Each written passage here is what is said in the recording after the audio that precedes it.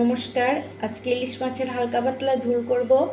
ইলিশ মাছ নিয়েছি আর ফোড়নে দেব কালো জিরে, কাঁচা লঙ্কা আর অল্প সর্ষে বাটা দিয়ে করব। ঝোল করব, হালকা পাতলা একটু ঝোলটা করব।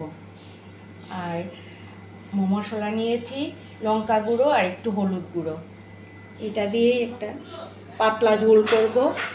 আর সর্ষেটাতে আমি একটু জল দিয়ে দিচ্ছি, আগে আমি ভিজিয়ে রেখেছিলাম একটু সময়, আর একটু নুন দিয়ে দিচ্ছি,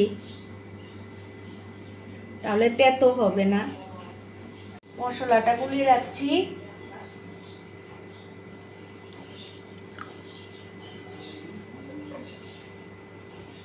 মাছটা নুন হলুদ মেখে নিচ্ছি, অল্প ভাজবো,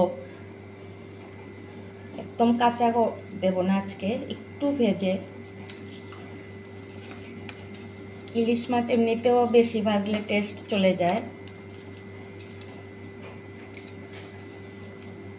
কাতলা মাছ, রুই মাছ এগুলো একটু ভাজতে লাগে বেশি, অন্য মাছ কমই ভাজলে হয়।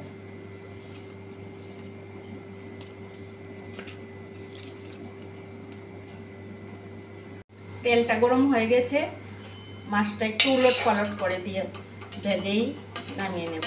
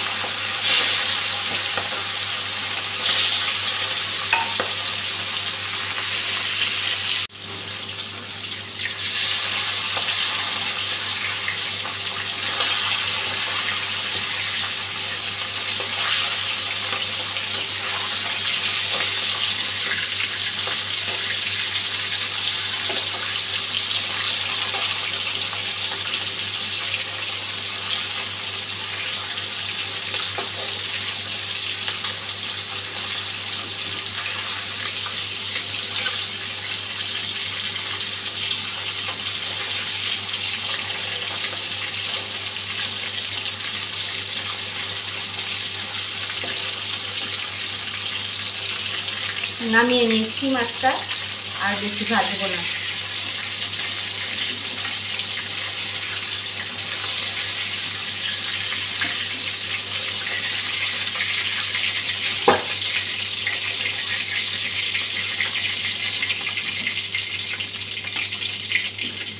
একদম কম ভেজেছি।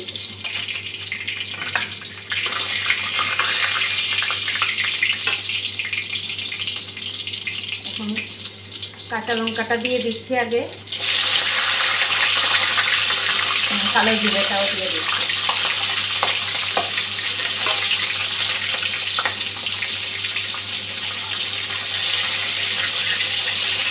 গুলে রাখা মশলাটা দিয়ে দিচ্ছি।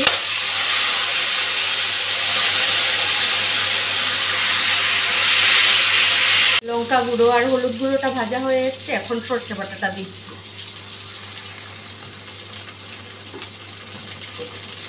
আগে দিলে পুড়ে যাবে সর্ষেটা, সেজন্য এখন দিলাম।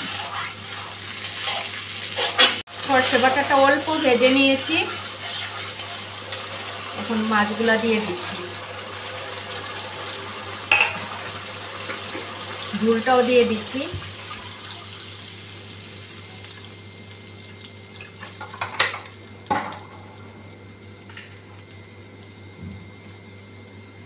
নুনটা দিয়ে দিচ্ছি।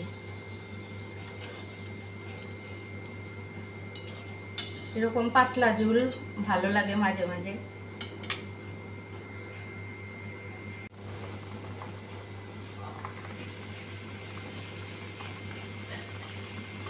নামিয়ে নিয়েছি ইলিশ মাছের হালকা পাতলা ঝোলটা।